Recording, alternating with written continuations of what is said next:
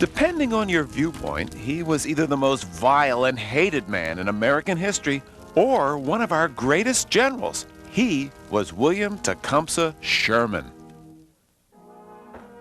The Civil War had raged for 3 long years, and yet the South was still not ready to give up the fight. But then again, they had not been faced with the likes of a man whose strategy was to destroy everything in his path. And that he did. In his infamous March to the Sea, Sherman left a trail of destruction that stretched across Georgia, and he left behind captured Union soldiers to suffer in the hell of Confederate prison camps. Hello, I'm Bill Boggs, and we'll be retracing Sherman's march and the destruction he left in his wake. All places worth visiting for every historic traveler.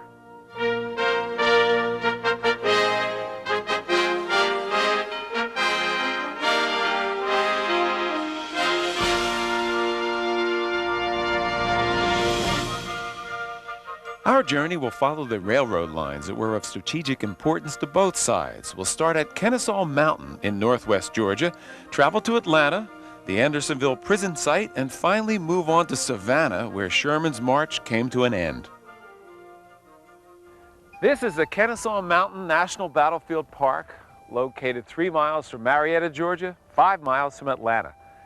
In the summer of 1864, Confederate troops, led by General Joseph Johnston, dug in a defensive line here to stop General Sherman and his armies from reaching Atlanta.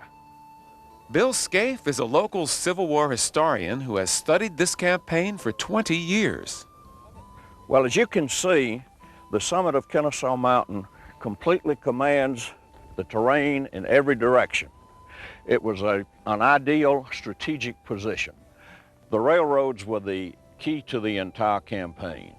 Only by means of the railroads could the close to 150,000 troops in both armies be supplied in the kind of terrain that you had in North Georgia. From this position, these guns could control these approaches, and he could fire on Sherman's troops and his supply lines as they approached from the north.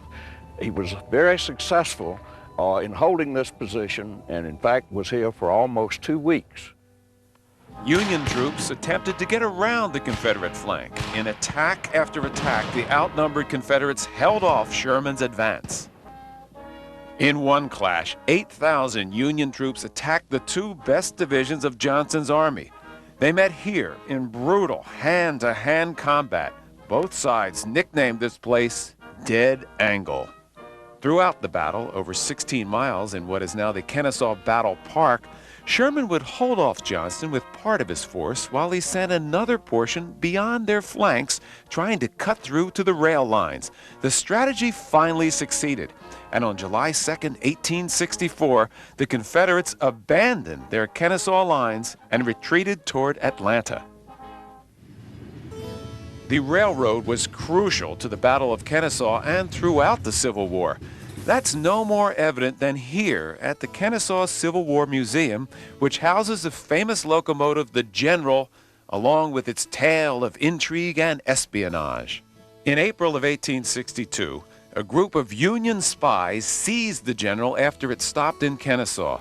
Known as the Raiders, their plan was to run north, tearing up the tracks and bridges and cutting telegraph wires, all in an attempt to destroy the main supply line to the Confederates. They didn't get far, though. They were pursued, captured, and 8 were hanged. For their bravery, these Union soldiers became the first recipients of the Medal of Honor. The Kennesaw House in Marietta, Georgia, is where the Raiders stayed before they stole the General. Now it's a museum, a restaurant, just off the main square in historic downtown. Lined with boutiques, antique shops, and restaurants, Marietta also features, ironically, some beautiful antebellum homes. Despite Sherman's march, several of the houses escaped the Union torch, either by chance or by the General's goodwill.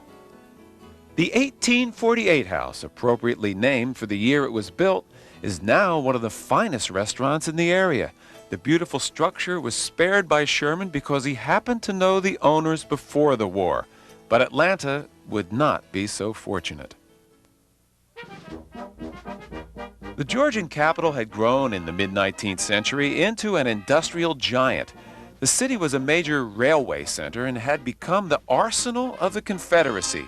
Sherman had complained that every supply wagon he captured bore the label, "Made in Atlanta." As Sherman approached, he continued to destroy the railroads linking Atlanta with the rest of the South. What you're looking at is a Sherman necktie, often known as a Sherman calling card. Sherman was determined that the railroad system in the state of Georgia be completely disabled. Therefore, he ripped up the rails, had the cross ties piled and set fire. He heated the rails until they were white hot in the cross tie fires, and then twisted them around trees so that they could never be used again. The Atlanta History Center's museum is a great place to see some fascinating exhibits, artifacts, and recreations that give an in-depth look at the facts and events that surrounded Sherman's siege of the city. Well, as Sherman approached the outskirts of Atlanta, Confederate President Jefferson Davis became concerned and exasperated with the defensive tactics being practiced by Joseph E. Johnston, and he relieved him and replaced him by General John B. Hood. Now, Hood struck out with very courageous but mismanaged assaults against Sherman's advancing army. He was unsuccessful. He was defeated with heavy losses in every case, which tended to demoralize his own troops.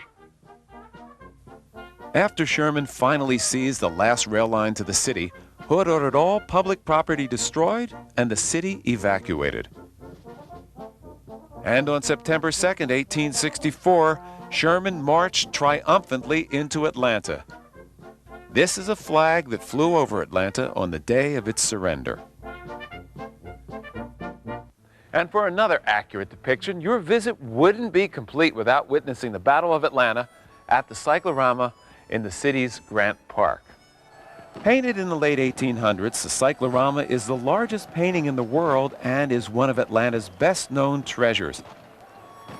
In a massive circular painting and diorama, the dramatic story of Sherman's battle for Atlanta is told with lights, music, and narration, and a revolving viewing platform that surrounds you with the action.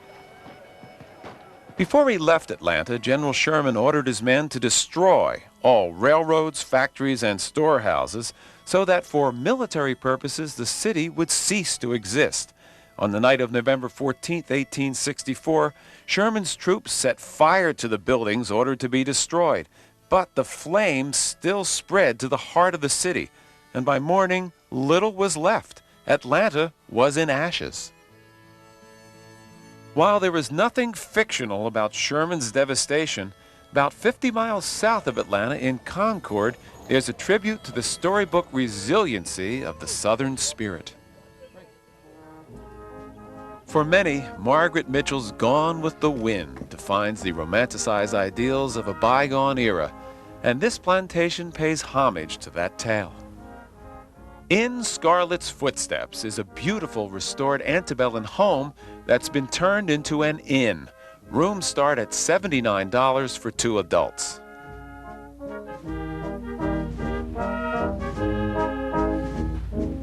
And once a year, the innkeepers sponsor this magnificent ball, which really brings the story to life for travelers who love the legend. Right, Scarlett?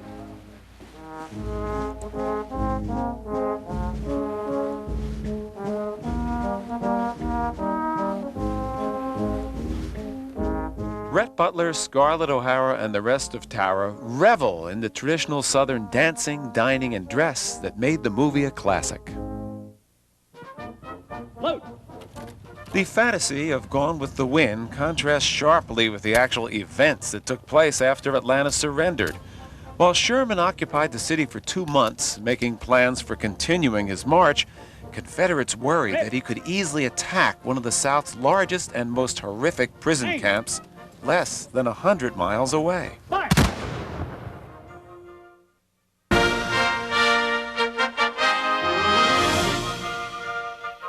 We continue our journey south following one of the major rail lines of the Confederacy.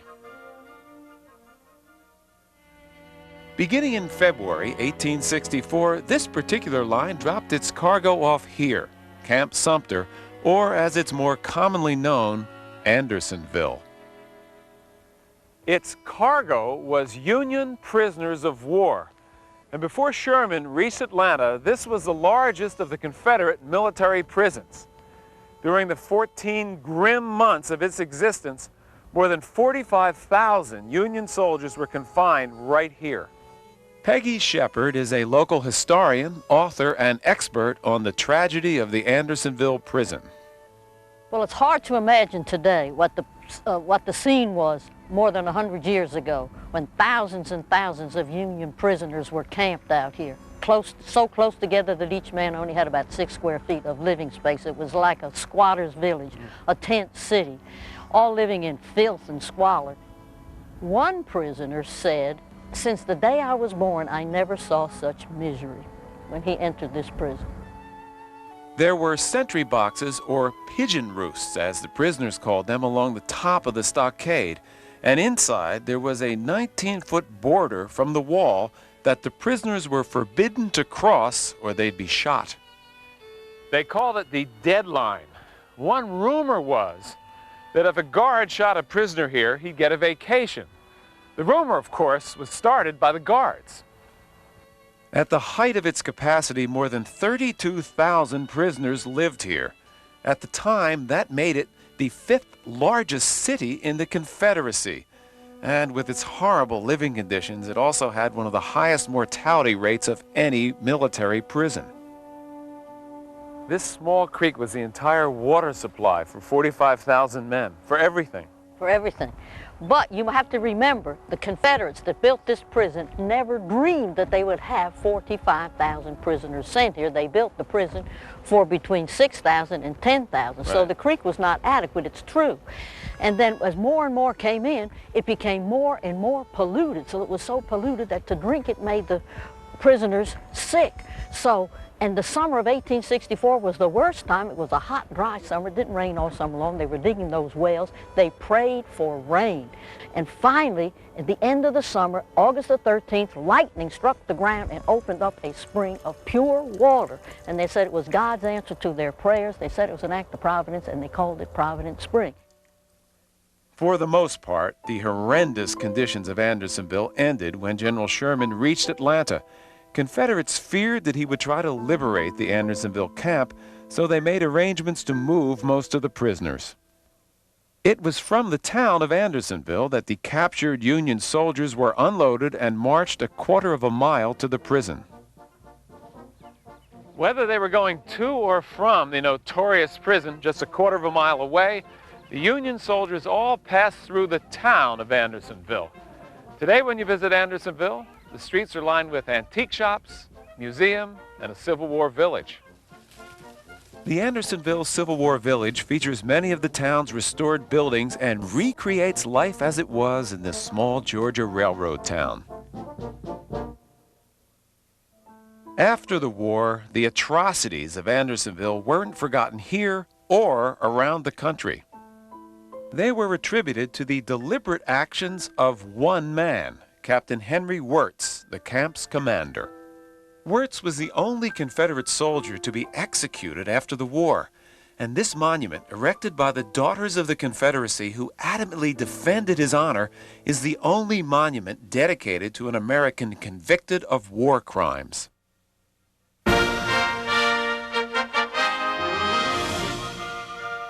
Our journey following Sherman's march to the sea continues as we move southeast to the city of Savannah. As Sherman left Atlanta on the morning of November 16, 1864, he marched unopposed toward his destination of Savannah, and it took him 36 days to get here. Along the way, he introduced a new and ruthless kind of warfare based on total devastation, a concept that would influence the minds of military men for years to come. The Savannah History Museum and historic railroad shops offer some insight into the wrath that Sherman's troops inflicted during his march. Although mass destruction appeared to be the result of the march, Sherman's main goal was actually to continue to destroy the railroads that were the lifeline of the South. I spoke with local historian Scott Smith about the importance of railroads to Savannah. During the war, Georgia had converted itself into a war economy, producing food and clothing and weapons for the soldiers, and the railroads again were moving this to the battlefronts. So for General Sherman, the railroad would be a primary target. If he could destroy them, then you couldn't move the goods, and hundreds of miles of rail were destroyed. As Sherman and his armies marched toward Savannah, they encountered small regiments of Confederates and engaged in a brief battle at Griswoldville. But very little in the way of opposition stood in their path until they arrived here at Fort McAllister, one of the Confederacy's major fortifications. Well, we're on the mouth of the Ogeechee River, Bill. Well, these mounds are laid out to protect the cannons from direct artillery fire. And then inside, some of them are bomb-proof quarters, wooden box-like things covered with earth that would provide a place of refuge for the troops. And even in one of the heaviest naval bombardments, the troops were relatively safe. During one, the only casualty was Tom Cat, the fort's official mascot. So the cat was running around and the troops were in the bunkers. Apparently he didn't follow orders. But on December 13th, 1864, Sherman's army arrived. And after burning a path across Georgia, they weren't going to let anything stand in their way. The Confederacy had decided that its army was more important than Savannah, and a pullout of troops was understood to be in the works. And when Sherman approached Fort McAllister, there were only 230 men here. The prime regiments had been moved away months ago, and these men would have been youngsters and oldsters. And Sherman found a very small force, well entrenched. As Sherman watched from a nearby rice mill roof, more than 3,500 Union troops stormed the fort. Brandishing bayonets, they engaged the Confederates in hand-to-hand combat.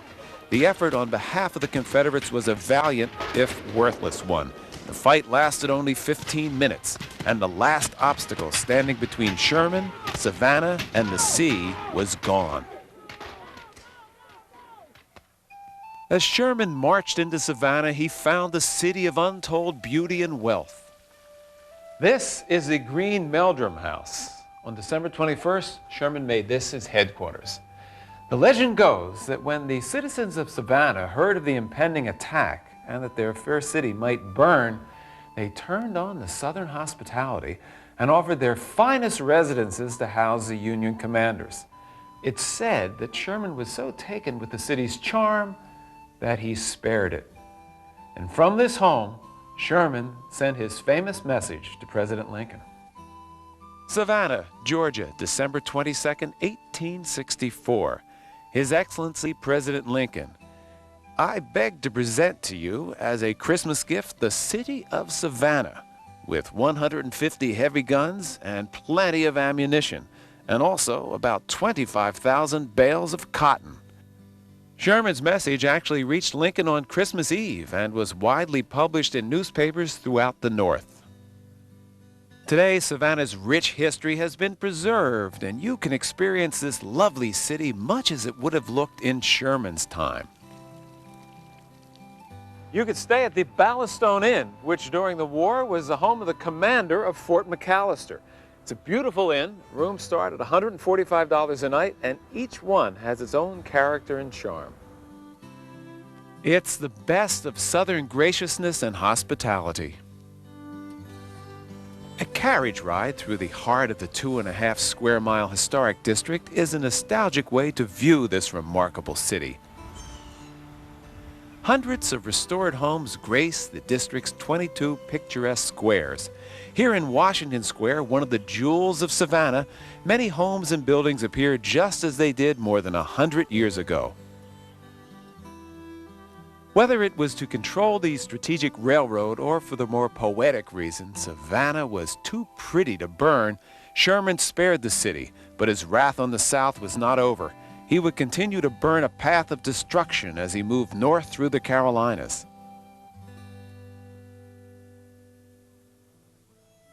Historic travelers might want to follow Sherman to the Carolinas, or you could visit a few other points of interest along our route.